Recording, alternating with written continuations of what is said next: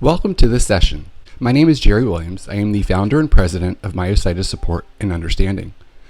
We welcome you to this session with Lynn Wilson, the vice president of Myositis Support and Understanding, and Dr. Dimachkie, professor of neurology and the director of the Neuromuscular Division, executive vice chairman and vice chairman for the research program at the Department of Neurology at the University of Kansas Medical Center.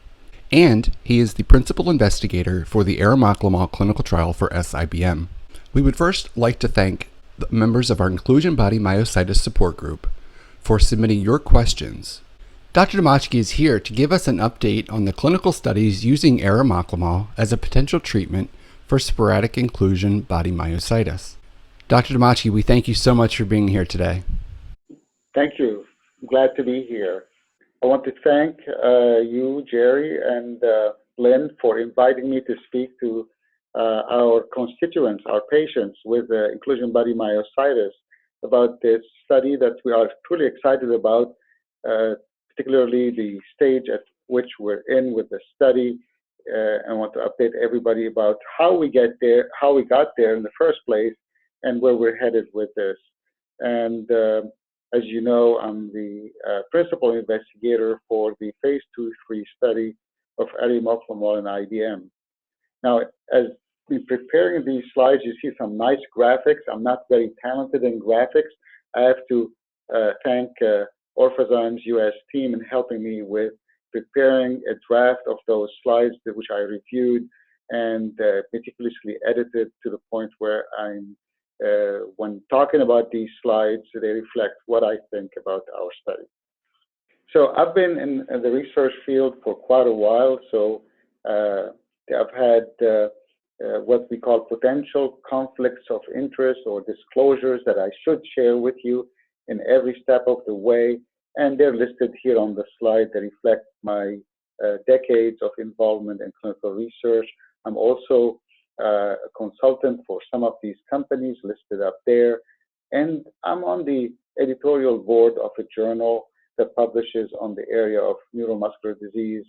And as part of a disclosure also, that some of the funding that initially we got for the arimoclomol phase 2/3 study originated from the FDA Orphan Product Division R01 grant, but we were glad to see Orphan support the study to complement the funding in such a way that we have all the bells and whistles for the study to be robust, in the sense that we always are hopeful. That's why we do studies, and if the study comes back positive, the funding from Orphan really had enabled us to have the right setup for the FDA to look at the data and say there's no holes in the structure. The content is what we're working on in the study, but the structure is impeccable in that sense. So we're gonna go through a journey now, which is gonna be a few slides, but not many. Still, this is kind of the roadmap, looking at our leading theory in IBM as far as what the underlying problem is, understanding what the natural defense mechanism is for cells, what we know about that and how it can be used in treating diseases. And then number 4, how this approach with arimoclomol is thought to work in IBM. And number 5, giving you a progress on where we're at with the clinical studies of arimoclomol, particularly with focus on IBM. Simplistically, looking at IBM, what you see here is a cartoon representation of what's a healthy muscle on the left-hand side of your screen. And in that same panel on the left, slightly to the right of it, is what you see with inclusion body myositis. So inclusion body myositis is an interesting disease in the sense that it has both an inflammatory component as well as a degenerative component, a component of muscle degeneration, in other words. What I'm showing you here is the cartoon of how much evidence there is for the degenerative component of inclusion body myositis. In other slides, we'll see also the inflammatory component. That's why it's called myositis. Itis means inflammation. But inclusion bodies are typically viral inclusions. They suggest that there's a virus causing a problem. And initially, the term inclusion body was coined with the disease because of early similarity to what's called viral inclusions. But over time, it became obvious that few patients show those inclusions, but clearly the overarching feature is that of vacuoles. And these are the vacuoles. I'm not sure if you can see my pointer, you probably can, but these are those holes inside cells. And we're going to see nicer pictures of those from real tissue as we move forward. And then we call it sporadic inclusion body myositis to distinguish it from genetic forms that are transmitted either recessively or dominantly in the form of inclusion body myopathy. And we know this muscle disorder is progressive, and what you see in this gentleman to your right-hand side, the typical muscles that are affected with inclusion body myositis, which are fingers, the flexors of the fingers, and these are represented in the forearm muscles right here on both sides. It tends to affect the non-dominant side a bit more than the dominant side, probably reflecting an effect of exercise on conserving the muscle strength for a longer duration of time. And this is not high intensity, but just regular intensity day-to-day exercise in dominant hands. And then in the lower extremities, the thigh muscle, the quadriceps group of muscle, is one of the preferred groups for involvement in inclusion body myositis. And whereas in the hands, that leads to loss of finger dexterity, and the quad muscle, locking the knee is an important function, and quad is important for doing that. And therefore, patients with IBM have difficulty with buckling at the knees, leading to falls, and the consequences to that. In addition, there's a group of muscle here in the front of the leg, the tibialis anterior muscle, even the calf muscle is affected. But clearly, when we think of typical IBM, the three key areas we think of are not only the quad and buckling at the knee, the finger flexors and loss of dexterity, but also swallowing muscles where there's some difficulty with dysphagia in many people with IBM. Not everybody, but many people with IBM experience that. So this is actual muscle pathology slides from people with IBM, showing you the different types of mechanism that one can invoke in saying the source, the origin, the pathogenesis of the disease. And in this, what you're seeing is inflammation in this cartoon here on the far left, showing these lymphocytes that are surrounding muscle fibers, invading muscle fibers.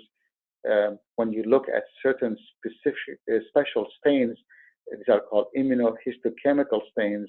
If you look for MHC class 1 expression, which is a type of antigen that's present inside the muscle fibers, not on the surface of muscle fibers.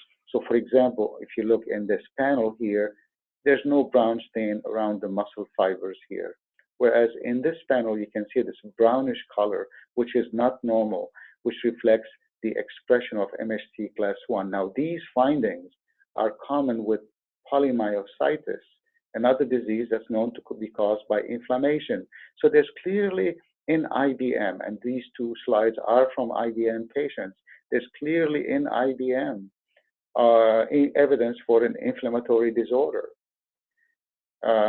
In addition to that, however, there's some evidence to indicate that there is degeneration, and degeneration are based on some of those eosinophilic inclusion bodies that can be seen on H&E stain. You can see destruction of fibers. Now, destruction can come also from inflammation. It's not as compelling.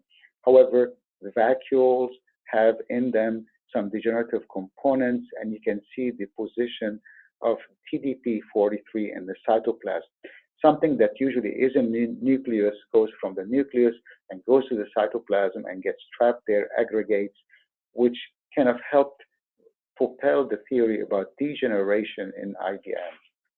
Now, to make things more complex, there have been description of even mitochondrial changes. Mitochondria are like the battery of each cell. Each cell requires energy production. Mitochondria generate energy. And you can see here evidence of what we call mitochondrial dysfunction. This is called cytochrome C oxidase. And these white fibers are negative fibers. This is a NADH stain. Actually, it's an SDH stain that shows you these bluish markings around the periphery called ragged blue fibers. At any rate, all of you know how many treatment studies there have been in trying to target this component, this arm, the inflammation arm of this IBM. And unfortunately, these have not been successful. And that's why we've considered going in that direction of slowing down degeneration and how we can do it in a slow disease, but yet disabling disease like inclusion body myositis, the sporadic form. A leading theory for the IBM is inability to process proteins or protein aggregation. And that's common not only to inclusion body myositis, but that's been described in other neurodegenerative diseases like ALS, for example. And you probably know ALS by the name of Lou Gehrig's disease. Different disease, but yet a degenerative disease where aggregates of proteins are known to accumulate, including this protein called TDP43. And the idea is that these misfolded proteins will cluster together and clog the machinery of the cells and cause problems inside the cells and degeneration. And by doing so, they cause stress to the muscle cells. Now, our bodies normally have a fighting mechanism to counteract the effect of stress, wherever it comes from.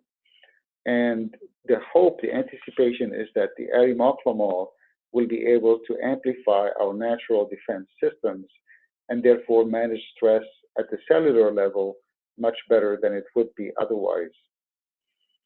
And so the type of proteins that cells produce in response to stress are called heat shock proteins. One of them is heat shock protein 70. And arimoclomol is known to amplify that heat shock protein 70 response. And it's in a specific way. It doesn't do it diffusely throughout your body. It does it only in the cells that's within the body that are undergoing the stress, which makes it more of a targeted therapy towards those stressed cells. So arimoclomol is thought to work by amplifying the stress response, the rescue mechanism, and the idea is that arimoclomol will enable those misfolded proteins to either be refolded and therefore become functional, or to be tagged for degradation and therefore cleared out of the cells, and by doing so, therefore improve the health of those cells, muscle cells, and then lead to a better outcome overall in IBM. Now, arimoclomol, you probably know it, is a pill. It's orally available, and it has data on safety from 279 people exposed to it, including 112 healthy volunteers. And of those, there's 167 patients with a variety of diseases. Not all are IBM. There's IBM, there's ALS, and it says here sIBM, which is so. This drug, arimoclomol, is a 3 times a day orally taken drug, and you can see the molecular structure of it on the right of your screen. So this is from our paper that we published back in 2016 in Science Translational Medicine. Some of the contents of that paper reflect animal study work and cell culture work that was done by Linda Greensmith, a colleague of ours from University College London. And what I'm showing you here is on electron microscopy, the section of muscle from mice that are mutant mice that have a mutation in a gene called valosin-containing protein. Because it's a mouthful, we call it VCP. Now, valosin-containing protein is not a gene for sporadic IBM. It's a gene for, in the humans, it codes a form of a genetic IBM. Since there's no good animal model for IBM, we used as a proxy this genetic model of IBM where the mutation was inserted in mice and led to weakness in mice. And what you see under the microscope in those mice that are not treated on electron microscopy, these enlargements of mitochondria and spaces in between cells and misformed mitochondria. And when these same mice, however, are treated with arimoclomol, you can see improvement in all these changes that you see on the other electron microscopic pictures. So that was encouraging that in the animal studies that arimoclomol may clear the proteins that are trapped inside those muscle fibers, muscle cells. And as we indicated before, arimoclomol starts to amplify the rescue mechanism, therefore that the proteins would be targeted for degradation or repaired and refolded. And that's how arimoclomol is thought to work, by clearing away those toxic misfolded proteins, including TDP-43 and others. Now, we did, as part of that same publication, a human study. And this was a two-site study. One site was at University of Kansas and the other site at University College London. Each of the sites enrolled 12 patients. We call them, when they become research participants, either participants or subjects. And they were randomized 2-to-1, meaning the likelihood of receiving active drug was twice as much as the placebo. So altogether, we had 16 patients that received arimoclomol 103 times a day, and the other 8 patients, to make it 24, received placebo. Now, we did not know who received what, nor did the patient know what they received during the course of the study.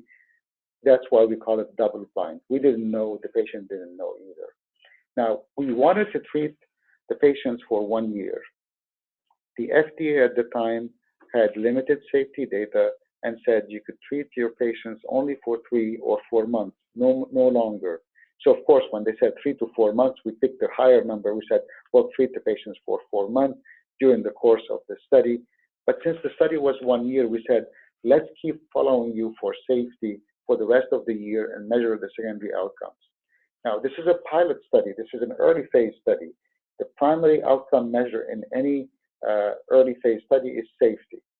So, though not listed on this slide, the drug passed safety. The amount and number and type of adverse events between the placebo patients and the active treatment patients, the arimoclomol patients, was no different. Now, we also had some secondary outcome measures, including something called IBM-FRS, which is a functional rating scale that measures the amount of impairment of people with IBM. And higher numbers are better numbers, and lower numbers are worse. And we found that there was a trend. Now, trend means a tendency. It's not really statistically significant, but it's a trend. That's the next best thing. Otherwise, there would be nothing at all. But we saw that trend in the IBM-FRS being better in the patients that received arimoclomol, but we did not see it immediately at 4 months. Remember, we treated the patients only for 4 months. We saw this effect at 8 months, and we didn't see it at 12 months. But then when we look at other endpoints, except for 2 of them, the right-sided grip and the manual muscle testing, there was no difference. And when we looked at those 2, it was again a trend that was observed at 8 months. So with that in mind, we found the primary goal of the study was safety. We found that the drug was safe. There were some encouraging signals curiously happening after the drug was stopped, 4 months after the drug was stopped, at 8 months. But there were trends. They were not statistically significant. So with that in mind, we decided that there was enough data to say the drug is safe and we should press on to the next phase of the study. In the pilot study, we had this trend that I described to you at 8 months in the IBM-FRS, and you can see it represented here in this diagram taken from the manuscript from the paper that was published in Science Translational Medicine in 2016, showing that there was a tendency in the placebo group to worsen more than in the Arimoclomol group. And that was a trend that was observed at 8 months, which was obscured at 12 months, wasn't present. Now, another way to look at the data is to look at what's called stabilization. We know, generally speaking, and this is an after-the-fact analysis, which means we did not in the beginning of the study pre-specify that we will do this analysis I'm about to share with you. So far, everything I shared with you were pre-specified. But now, as we got the data and after the fact, we said, okay, over 1 year, typically the IBM-FRS on average will decline by about 3 points, which translates over 8 months by about 2 points. So how many patients progressed less than 2 points? Because it can change by about a point. So if you look at that, the stabilization of disease as evidenced by progression of by 1 point or less was present in majority of patients treated with arimoclomol, very few of those in the placebo group. And that's what you're seeing in that label of post hoc analysis on the right side of your slide. So going on to the phase 2-3 study, based on what we learned from the phase 2A, which is the pilot study, we estimated we needed about 150 patients to be enrolled to get the answer as to whether arimoclomol actually helps people with inclusion body myositis. And half of the patients would get arimoclomol, the other half of the patients, the participants, would get a placebo. And the dose is a higher dose. It's not the 100 3 times a day that I described to you earlier on, but it's 400 milligrams 3 times a day, with the primary goal being to look at the effect of arimoclomol in slowing down the rate of disease progression as measured by the IBM-FRS. Now, we all would like to find a drug that improves strength, that gets people to a better level of function. However, our goals were more in sync with the experience from prior studies. We're looking at trying to slow down the rate of worsening of IBM as evidenced by a slowing in the rate of decline of the IBM-FRS over 20-month duration of the study. And we expect to find out results in the first half of 2021 because of the dynamics, the nature of how studies are run. And you have to wait till the last patient finishes and the data to be locked, the data to be analyzed. All of that is a lengthy process that requires a lot of time.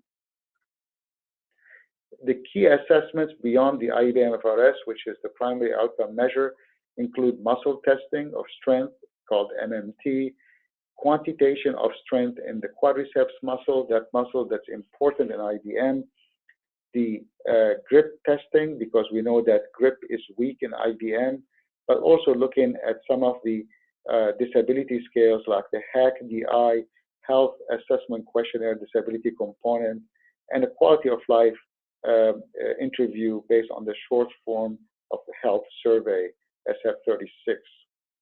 The inclusion criteria are individuals who are qualifying for the NMC 2011 criteria. The NMC 2011 criteria require you to be at least 45 years of age at the time of the diagnosis of inclusion body myositis. We had to make a choice about how severe the patient has to be to participate. We would wanted to include everybody. That's one side of it. But the other side of it, we wanted to include people who we thought had a better chance of showing the effect of the drug in the study.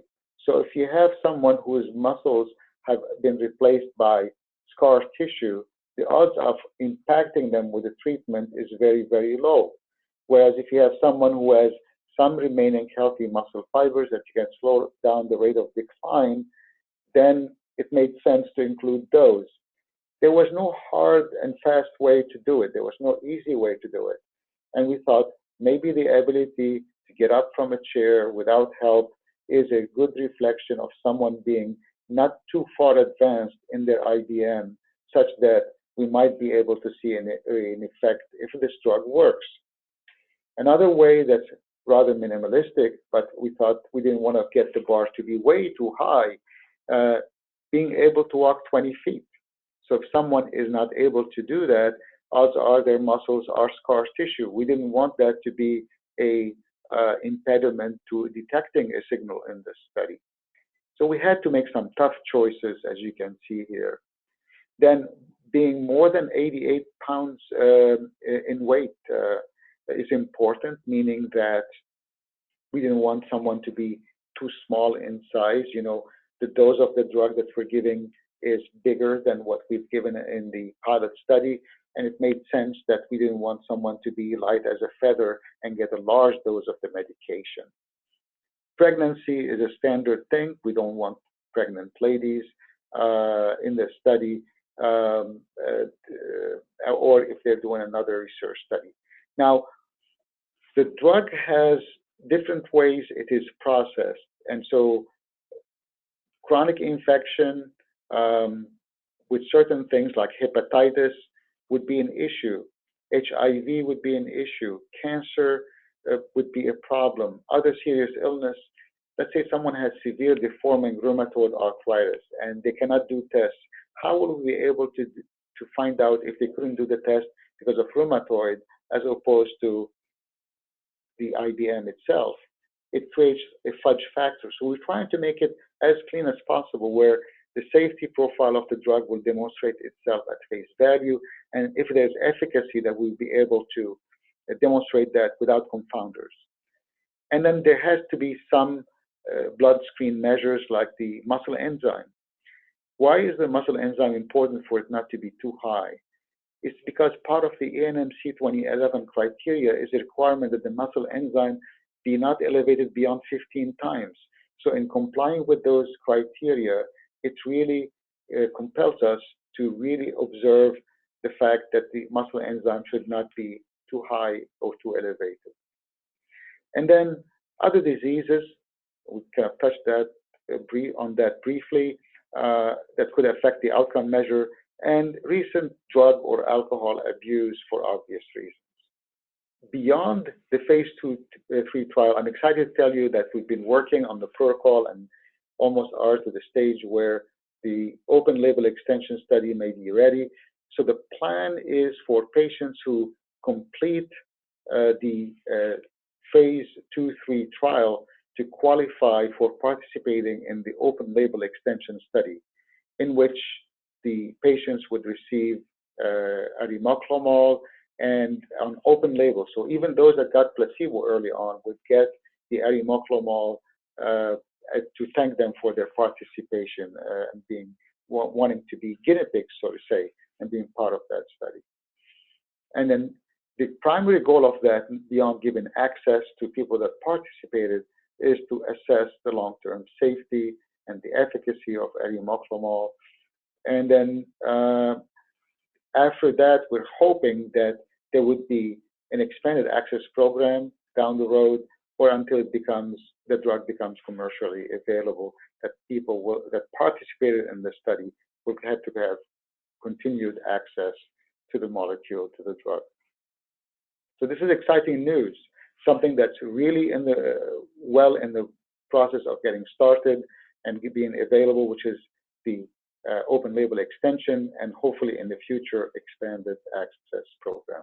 I think this is maybe the last slide here that I'll share with you, which is that there's evidence that some of the issues with inclusion body myositis have to do with protein aggregation, and that these protein aggregates cause dysfunction in the muscle fibers and cause degeneration, that our natural defense system is already revved up in IBM, but perhaps not revved up enough to get us to the level where we can clear those aggregates, and that there are ways to harness that and rescue proteins. And we think that arimoclomol is targeted therapy that goes to stressed muscle fibers and helps with the refolding of misfolded proteins or targeting them for degradation.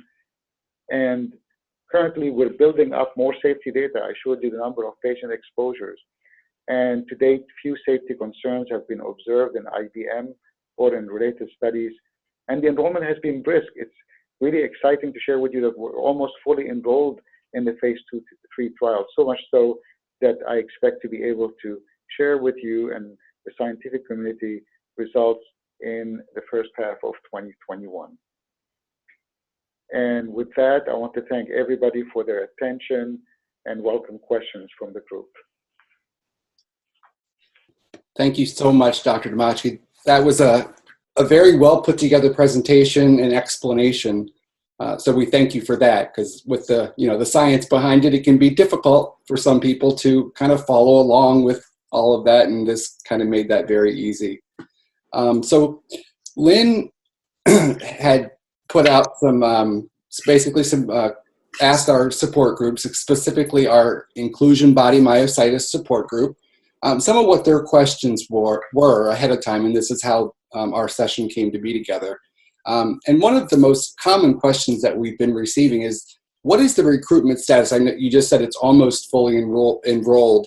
So does that mean that patients with IBM shouldn't even try to enroll at this point? Or is there a waiting list? So this is actually a very good question. Thank you for asking that. We've been blessed in selecting excellent sites that are expert sites for IBM, that the interest from the IBM patient community and support group has been so strong that we've been, even before we started activating those sites in the United States, we've been bombarded, luckily so bombarded, by patient requests to be part of the study. So that over time, there have been hundreds of patients that have reached out to us about the study since the first word came out about it. So our triaging mechanism was to refer then patients to the local sites that were closer up to them, saying, okay, this site opened up next to you and whatnot.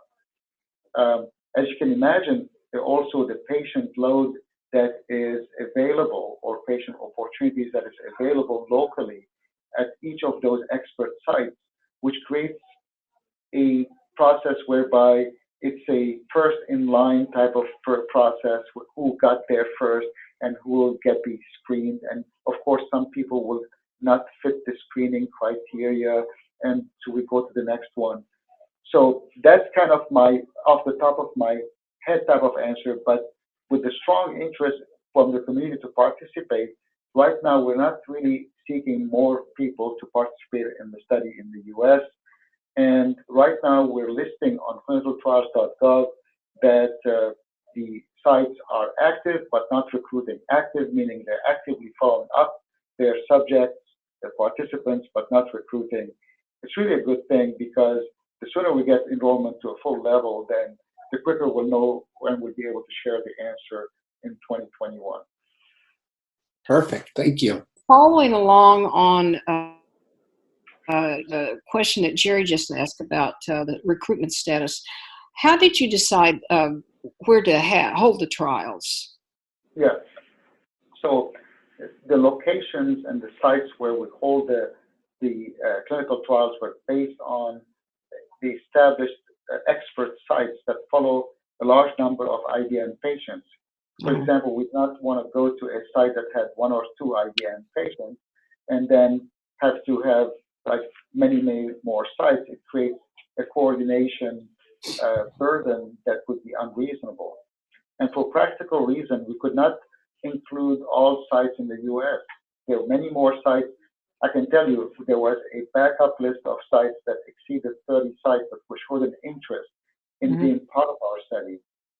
In the US, there were some that were international also that showed an interest, but we could not accommodate every request for reasons of practicality. So based on our more than 30 years of experience, also it turns out that if you have a site that's somewhere, but they have a small number of patients, but then patients have to travel from far away, patients' expectations are sometimes a bit higher than you want them to be when they don't see like an improvement, which we don't think the drug is going to improve IBM. It's going to slow down the rate of progression. But people traveling from a distance may be kind of put off and not want to continue to participate. even though they're told at the beginning not to expect any improvement. So I think the thought of recruiting subjects that would complete the study also was important in our thinking of selecting sites.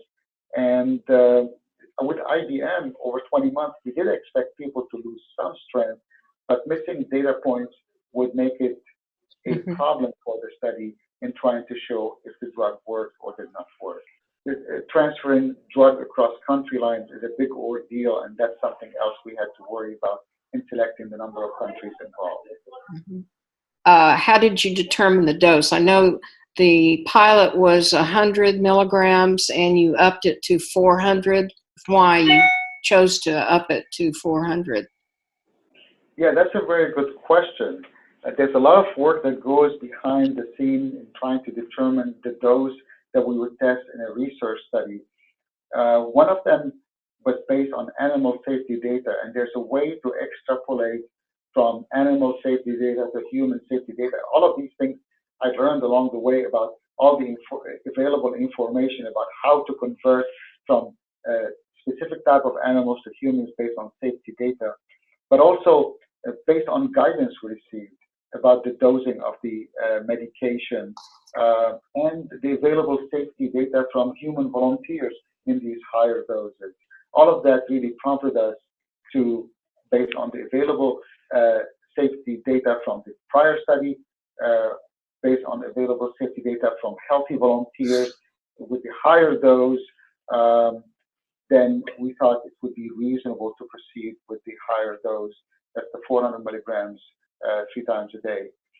And as to even higher doses than that, we don't know at this point in time. We have to examine the current dose first. For those participating in the trial, when will they be able to see their data? Will they be informed or know whether or not, or when will they be informed of whether or not they receive the arimoclomol or a placebo? These are very good questions too. It's important that all subjects are informed about, after their study participation, about which drug allocation they were to, placebo or active drug. One of the issues we run into is that the timing of that, I'd like it to be today, but the realities of it is it has to be at a certain proper time. And the timing for it is after the last patient finishes the study, the data is locked, the data is analyzed. After that time point, then this is when we can release the drug allocation to patients. So realistically, I mentioned earlier on that in 2021, in the first half of 2021, we expect the analysis to be completed. I would anticipate that 6 months after completing the study, from that time point, we will be able to share that information with the participants. And hopefully by that point in time, those participants will be on the open label extension study. All of them hopefully would be on that. Now, as far as what results to share with the patients, that's kind of a tricky question, but I understand where patients need to know. There are some things that don't interfere with the study conduct that we can share with the patients. Say, for example, someone wants to know the results of their 6-minute walk test. It's not a big deal. I mean, it's just that's what we're measuring. We can share some limited things of that sort, but not everything, because we don't want to, with Facebook, with the internet, everybody can go on and put on their data. Now, we don't know, and the patient does not know if they are on active drug or on placebo, but still, I think patients have the right to know some things, but certainly not everything. This goes to the naming of the phases. What is a phase 2-3 trial, and how does it differ from a phase 3 trial? Or is there any difference? There is a difference. So the phase 3 trials are typically the type of trial that if the study is positive, it is called definitive study. Definitive in the sense that if it's well structured and shows a positive results, then typically this is the next step, is to go to the FDA and to say, we have these positive results, will you approve it in the United States for use for treatment of a disease? That's called definitive study. And whereas a phase 2-3 study is kind of taking a shortcut, combining a phase 2 with a phase 3. I know that there's a sense of urgency for finding something for IBM, and we thought that the best route is really to combine a phase 2 with a phase 3 to make the drug hopefully available more quickly, particularly if the study is showing a positive effect on IBM outcome. And we structured the study in such a way by adding the bells and whistles in it in the way of monitoring of the study and other components of the database so that the structure of the study is strong enough for the FDA to look at it in such a way that the data is solid on its face value, but the content is what we're working on. This is why we're doing this study. So you might be, taking a shortcut in the labeling of that, but you've not taken any shortcuts in the actual process and data and so forth. Exactly, because the last thing we want to do is get to a point where we've done this beautiful study, we've completed it. People with IBM donate their time, their bodies for the study for us to be able to do this research. We get to the FDA, they say, oh, well, by the way, the structure of the study was defective in this area, therefore go back to doing another study for us. It doesn't matter that it was positive, So that's not a scenario we're willing to go through and want to make sure it was done perfectly the right way. There was talk of some potential interim analysis planned. Is that still something that may be brought to patients or the community? I think there will be an interim analysis, and we wanted to, because 20 months is a long period of time, to get a look at 12 months, see what's happening in the way of safety signal, in the way of efficacy signal, as to whether we're seeing something early on. To be very honest with you, IBM is such a slow disease. I don't expect to see anything at the 12 months, but it's a good way to look and see if there's something that's showing unexpectedly early on. One of the things is that because of how the patient's enrollment was, we expect quite a few patients will be way advanced into the 12-month period by the time we look at the 12-month efficacy safety time point. So I think it's something that's good to do. From a practical standpoint, I think still the results will not be till 2021 as far as the overall outcome of the study with the conclusion of the 20-month of the study. And then as far as the establishment of 20 months, this is not only based on the opinion of the IBM experts from the sites that are participating, but also based on guidance from regulatory authorities like the FDA and the European medical agencies. So will that interim analysis actually be something public that we can all read, or is that more for just the research side of things? This interim analysis is probably more so for the research, but there's a possibility it could be a public announcement about it. If it's just keep on going, it probably won't go that public, but if there's something exciting, I'm sure there will be an announcement. Assuming that the phase 2, phase 3 study shows positive results, when might we expect that this would be available?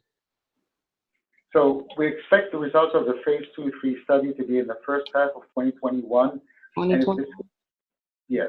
And if this is positive, then the next step is to go to the FDA for guidance as to what's the best path forward, the next step. And we would hope that there will be enough evidence to prepare for the required filing for the FDA. And these steps, and there will be multiple steps at that point in time, will take several more months in order to get to an answer from the FDA. And ultimately, it's really the FDA's decision as to whether what they see in the way of filing is going to warrant a next step. This drug is under the Orphan drug designation, right? That's correct.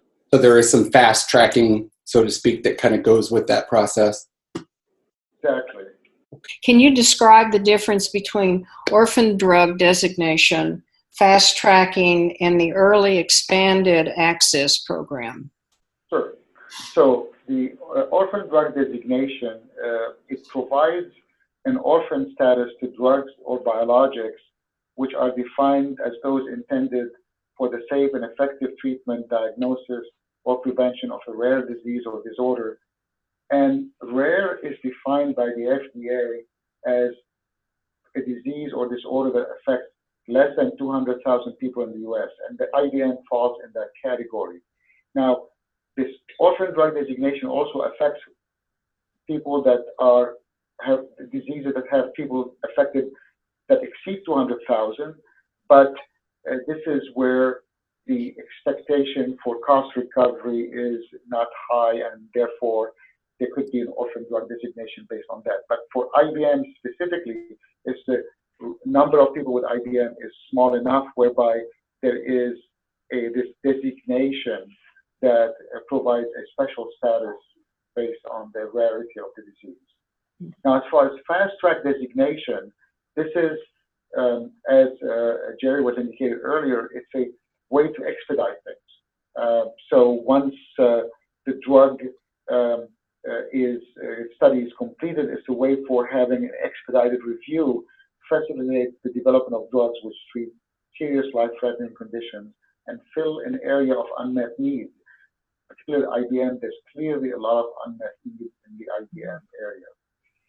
And an expanded access program is using still an investigational new drug outside the clinical trial in patients with, for the treatment, in this case, of a serious disease or condition.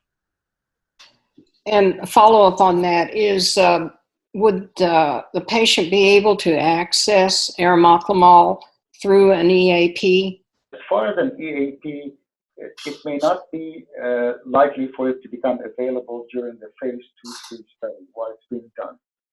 The focus right now is for us to successfully complete the phase 2-3 study, and then after the results are known, and at that point in time we'll be in the open label extension, then we'll have to make a decision based on the results, then whether an EAP makes sense. We know that arimoclomol is also being investigated in other diseases like ALS and Niemann-Pick, and we've recently had some pretty encouraging news from Orphan around the Niemann-Pick study. What does this mean for the clinical timeline for IBM at all? So one would hope that positive news in another disease may impact another disease, but the reality of it that they're two separate diseases, and that while we're excited about the results in the Niemann-Pick C, I don't see it impacting either the conduct of the study or the way the drug would be reviewed by the FDA. Different diseases will require different separate review processes, and we just have to press on with the study and hope for the best. Would I be able to access arimoclomol if it was approved for another indication? So it may be possible to get access to that, but then the question is, how will will the insurance pay for it? How will that transaction take place? So it's a bit more complicated because we've always prescribed drugs off-label, right? As physicians, we do that. However, there's always a risk that, especially with a new drug, that insurance company may have a say as to whether this would be available or not. Okay. Are there other trials, clinical trials ongoing now for IBM? I can't think of any other trials currently going on in IBM. Mm-hmm. Anything that you know about that's coming down the pipeline? Not that I know of. Mm-hmm. We need more trials in IBM. Certainly, this is a major step forward in the field of IBM. We're optimistic. We can't wait till 2021 comes. This way we can share the results. We'll keep our fingers crossed, but we're doing the trial for the reason that we don't know. We don't know if this drug helps people with IBM, but we're truly gratified to the interest of the IBM community and wanting to be part of the study, and we'll do our best to carry through the end, and we'll see that the results will speak for themselves towards the end, and hopefully we'll have some good news. But again, that's why we do research studies, to find out if a drug works or doesn't work. Is there anything that you would like to say directly to the IBM community? Yes.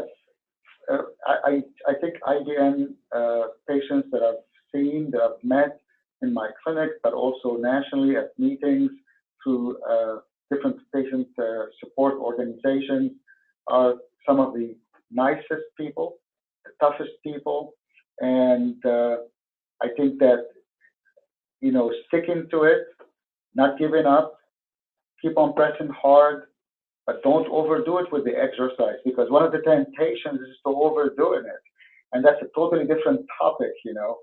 But hang in there. We have strong interest in IBM. We'll continue working on IBM.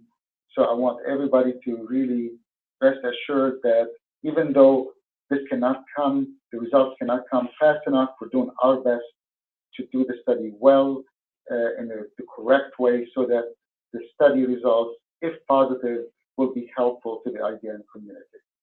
Certainly just appreciate you taking your time. I know you're a busy guy, so and you've been traveling and doing lectures overseas, and so again, we really super thank you. Know that, you know, we appreciate what you're doing for the community. Well, and then I'm very appreciative also of the fact that I'm given this platform, this opportunity to talk directly to the IBM patient community. So thank you again for the invitation, both of you, Lynn and Jerry. Great. Lynn, did you have anything else you wanted to share or ask?